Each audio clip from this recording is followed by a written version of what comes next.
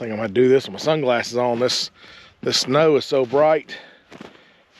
I'm back out at the farm, and I guess I'm gonna call this my first real scouting mission.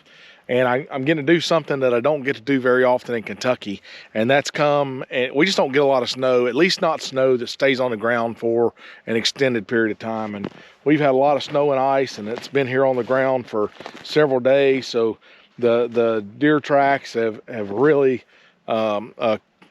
built up, and basically I'm able to come in here and see exactly where these deer are bedding, the travel routes they're utilizing, and how they're relaying to the topography, and just reinforcing what I think I already know.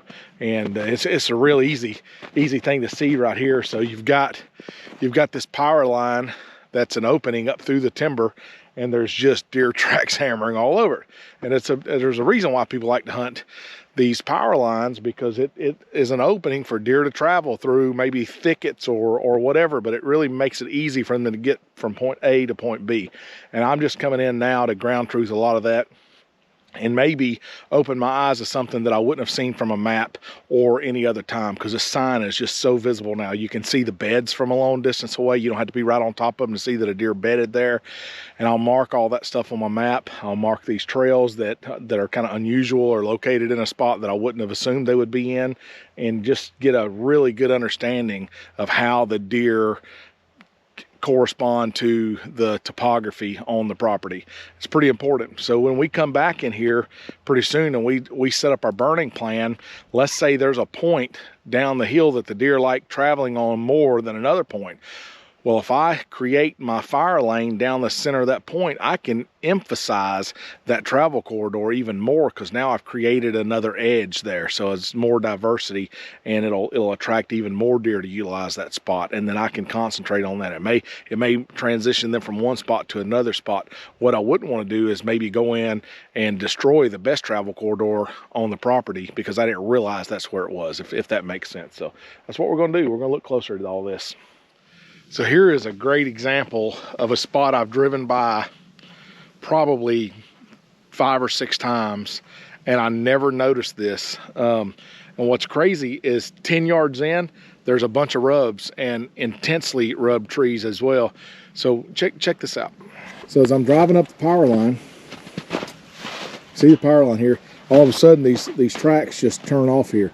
And it really doesn't look a whole lot different here than it does everywhere else. But there's this ever so slight trail that cuts right up through here. It actually forks off here. Boom, goes right through there. Look at these rubs. Look how he broke those off.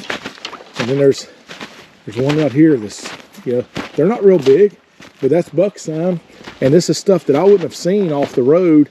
And there's a real good trail going right up through there, and another good trail going right up through there. And both of those probably lead to beds. So we're gonna there's some dog tracks in here too, probably coyote, but several of these are deer tracks. So we'll just kind of make our way up through here. And I think I know where this probably goes, but just knowing that this is here, and it's just because it's just not quite as thick here as it is. Oh, look at that rub right there. See, this is the kind of stuff that you just can't find. Look at this. You're not going to find this without getting back in here. That buck had to really get over here in this nasty stuff, but look at that rub there. I would have never seen that from the road or known that buck sign was back in here. And now I can mark this and know during hunting season. Look here. I don't know if that's a bed. It kind of looks like maybe a deer bedded down right there for a little bit. There's another trail coming in from this way, joining with this one going on up the hill here.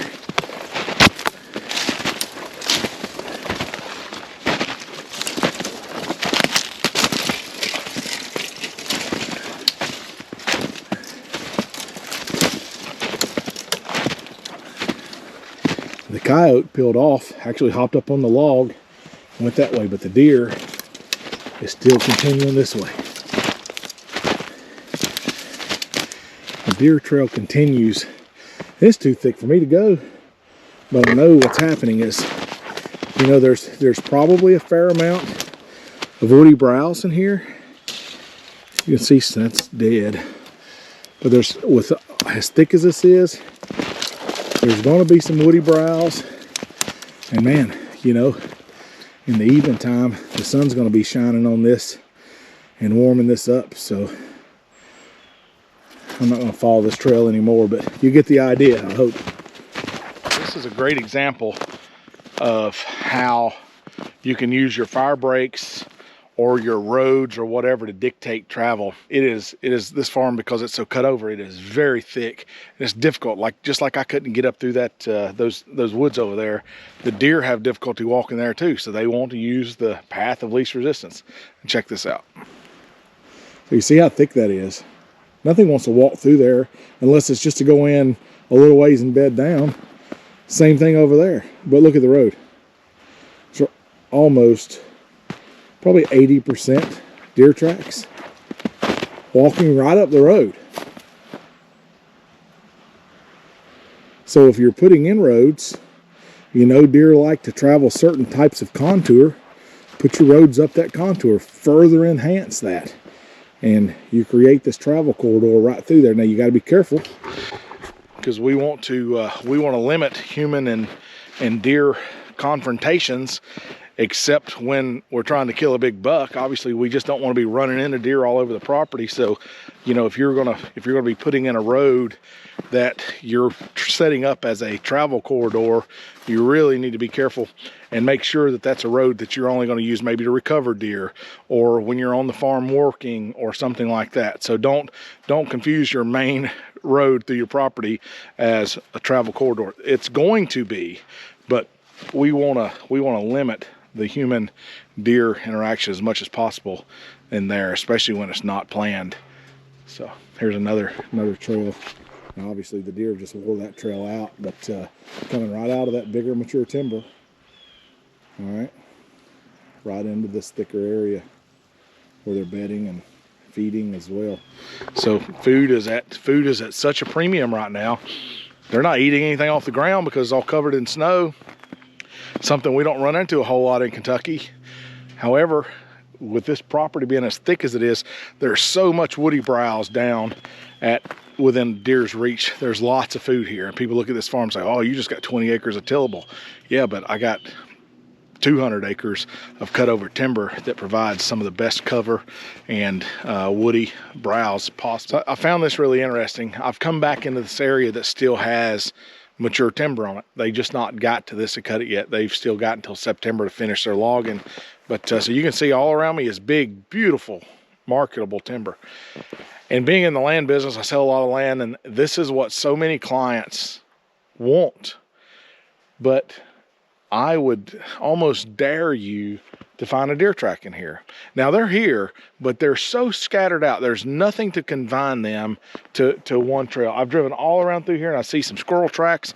I see a rabbit track here and there, but there's no deer tracks. I mean, this might be a deer track here that got snowed over, but if it was a trail that they used routinely, it would be beat back down again. Literally, a couple of deer walked up through here a week ago, and then it got snowed over top of. So almost nothing in here for the deer. There's no food down low. I mean, there may be a little bit, you know, 50, 60 pounds per acre. Where you get over in that cutover stuff, there's 1,000 pounds an acre of food for them, you know. And here, there's just almost nothing. So why would a deer be in here? And you say, well, it's wintertime.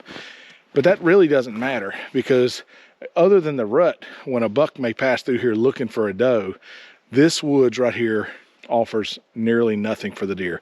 It offers some white oak acorns when they're dropping, and then later in the season, you know, they may come in and pick up some red oak acorns. But I'm looking all around here and no deer tracks. I mean, nothing. It's just clean snow, and this snow's been on the ground now for 4 or 5 days.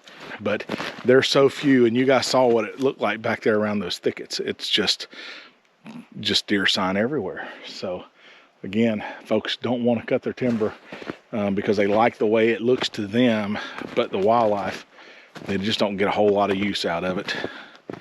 So, man, some beautiful wild cherry down in here. This Nice big straight cherry tree. There's another one right there. No wonder they're cutting this the way it is. I mean, it's beautiful. It's beautiful timber.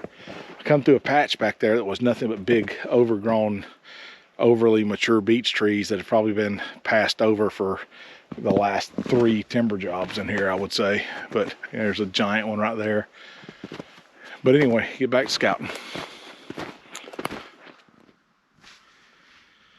So we're still back here in the big timber, and I'm on a road here. This road has had some tracks in it for a ways, but once I got on back where I was, there was nothing. But I did see this trail peeling off right here, and I thought this would be kind of interesting. I know I have a real good feeling where this is leading to, but you can see there's another trail coming in right here. This looks like all deer tracks and some pretty big tracks.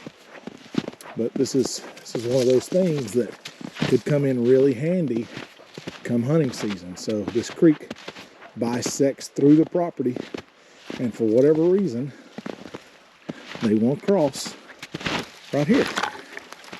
So this is a really obvious creek crossing with snow on the ground. But other than coming here and finding tracks, this stretch of creek right here doesn't look a whole lot different than that. Obviously you can see there's a big bank right there, but those deer are coming right out of those woods and right down that relatively steep bank. But there's just a little bit of something different right there that's forcing them across right in this spot. There's nothing topographically that really tells me, oh, that would be a creek crossing. But in this snow, I can plainly see their tracks and find this. So let me ask you, should I mark this spot on my map? Yes, I definitely should mark this spot on my map, especially as a bow hunter. Even when the timber's cut, this may change a little bit, but the shape of this creek bank and whatever it is that's making those deer cross right there, that's probably not going to change very much. So anyway, that's why we're doing this. Well, this is something I found pretty interesting. So I'm in one of the food plots that the guys I'm buying this farm from, they put in a few little small food plots, and this is one of them. It's pretty rough. There's not a lot of food in here. If the snow wasn't here, there's a little bit of wheat in there the deer could browse on. But I've driven around this thing, and I've only found 2 ways that the deer are coming into the food plot. One is the main road that you would use to come in. That's where most of the deer traffic is coming into this food plot. The other one, check this out. So see all the tracks, several deer coming in.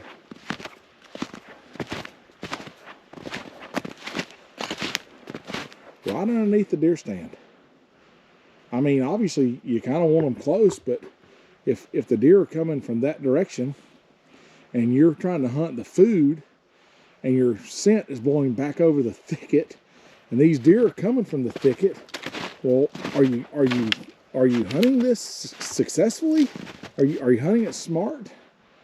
And this is the kind of stuff you can find out scouting in the snow. I mean, no telling where these deer are coming from. I really, these food plots are going away. This will actually be part of my crop field when we expand the crop field. However, if I were putting in a food plot here, I would really study the topography a lot to try to find that point that the deer would be most likely to travel to enter this food plot. I would enhance that, and then I would put my stand somewhere else. It wouldn't be overlooking that spot. Now, I would say this is purely accidental, and I think probably what's happened is he cleared a spot. So around this food plot where they've pushed up these berms, it really limits the deer's access. He would have been better off to tuck his stand back in there somewhere, all right, and then cut a hole through this to dictate where those deer come from. And that's basically what he did, is he cut a hole through there, because what he's doing to get into this food plot, which again is not advisable, he's coming right down the main road, walking through the edge of the food plot, coming right through here to get into his stand. And that's the best route that the deer have to get into here, other than the main road, which he's also traveling. So it's just not a well-laid plan. I hope he doesn't see this and think I'm trashing on him, because I'm really not. If you were going to hunt this food plot, you would want to figure out a way that you could get downwind of this, come in from downwind, all right, an area that the deer most likely aren't going to be, and then have the deer come in from another area, another part of the food plot. And you can do that by cutting some holes through here, just like he did. That's why those deer are coming through that hole right there. Hopefully that makes sense. But if you look, so all up and down this side, now, you know, there's a little hole right here. There's a little hole right here the deer can come through, but that is so much more inviting. But look all around this edge, all of this thick stuff. You know, a deer is not going to want to jump over this. They can, if they're pressured out of here, they will, but they're just easily coming in to have dinner. You know, if someone comes in and robs a restaurant and you're in, you're going to hit the floor and crawl out on your hands and knees probably. You're going to get out of danger any way you can. But when you walk in the front door, the easiest route, the way where the hostess is, and walks you right in. Unfortunately, he's got the hostess stand right under his deer stand. Hopefully these don't get old, and I'm trying to teach you guys a lot in one video, so I'm going to have a lot of these tips all in one video. But you can see the road here. Hopefully you can see all those tracks. This is the road cutting through the middle of the property, and it's got a lot of deer activity on it. But I'm standing down kind of, if you look around me here, so if you look back over here, I'm kind of in a draw, or maybe even a saddle. It's not enough contour change to really show up real heavily on a topographical map.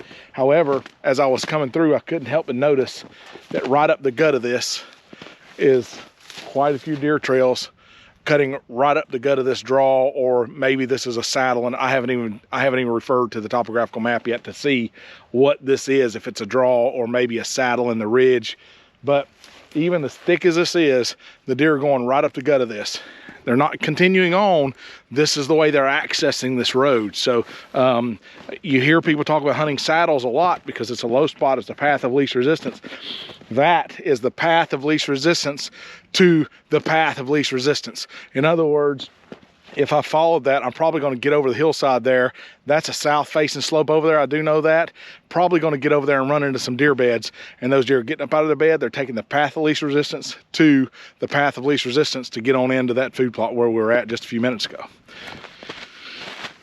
Well, let's talk about something that I don't think gets near enough attention when you're talking about hunting tactics, where to set up stands and things like that. And I read I'll give John Coit credit for this. Years ago, I was just learning, and I'm still just learning, but I knew very little back then. And I read a post he made on some hunting forum about hunting edge. And at that time, edge meant to me like a field edge, or maybe, you know, some other type of topographical feature. And what I never really put any thought into is edge created inside the timber from one type of cover to another. So what I've got right here is I've got this big timber down here that has not been cut, right adjacent to the stuff that has been cut. And there is as well defined of a trail right down this edge. Now, you would not probably see this trail without the snow on the ground. I've looked for it before, and sometimes you can kind of see a trail, but a lot of times it's really faint. It may be spread out over 10 or 15 yards, but this is a really well-defined trail right here that is walking right along the edge of this wide open hardwoods, thick, nasty cut-over timber. It's textbook. So thanks, John Coit, for that tip many years ago. And anyway, it's paid dividends for me. And it's when I talk about this, so if I'm helping someone set up a property and we're going to cut some timber, well, there may be some really valuable timber right on the edge of their property. Why would I want to cut their timber right up to the edge of their property and then create that edge right there where the neighbors can take advantage of it? Instead, I back that up 40, 50 yards, so the deer likely will be out of the view of the neighbors, and it allows you to take advantage of that travel corridor, because now you just created that travel corridor within the boundaries of your property. You can do the same thing up a point. If there's a long gradual point that is a good travel corridor, same thing, cut that timber down the center of that point, and now you've got, or maybe even off to one side, because as you open that canopy, it's going to thicken up even under the canopy because the sunlight's going to be able to get underneath it there. So this one's almost not even worth mentioning, but I'm going to anyway. So look out over this field, see where the tracks are. There's a couple random deer just kind of walking right through the middle of the field. But look right here. Look at all the tracks. Where are they at? They're on the edge, not out in the middle of the field. They're on the edge. So why? Because that's their escape cover. They're close to there. They're browsing along the edge. They're traveling along the edge. Path of least resistance, safety. Not really much food out there now. Even a month ago, 2 months ago, wasn't much food out there. So anyway, just a really obvious explanation of edge.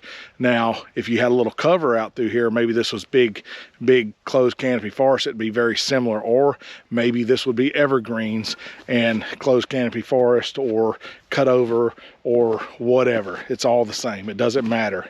Look for those differences in cover.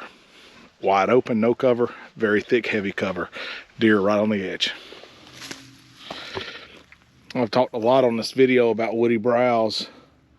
Hopefully you can see there where the deer have eaten the buds off every one of these.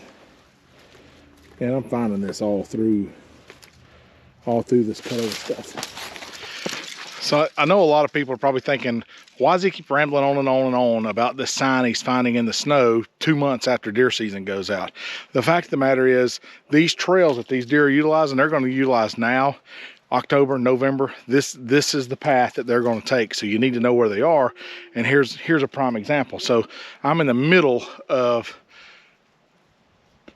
hell's backyard. I mean, I'm bleeding. This is nasty. And I'm looking for the spot where I'm putting the dam for the lake, actually. And I cross a deer trail, so I turn and start following it. And you can see the deer trail. I think you can see it. It's right here, running right along through there. And there's a rub. Now, deer don't rub trees in February. That is from probably maybe September or October, November. But there's a trail goes this way and another one that goes right down through there. So obviously there's a reason why these deer are traveling right here. I don't know what it is, but they do. But it's good to know where these spots are. What's really interesting is, just so happens where I drew a dam on my map, I'm standing at that spot. So what do you think is going to happen when I come in and clear all this and build a dam across this draw? Well, these deer that we're using this are probably going to start walking that dam across the backside of the lake. So it's unfortunately too thick for me to do a whole lot in here today. I just kind of wanted to get a lay, in person, see how the land lays rather than just looking at a map. But it's so thick, I'm going to have to come back. I'll have the mulcher in here next month, and I'm going to cut back in here and take a look, a better look, once I can get some of this cleared out of the way. But this is useful. This is useful for hunting season, not just to know where the deer walk in December. It's also a great way to find shed antlers. I haven't found any, but I'm also not getting any pictures of very many bucks right now either. So really not surprised I haven't found any antlers. Well, guys, that's it for today's video.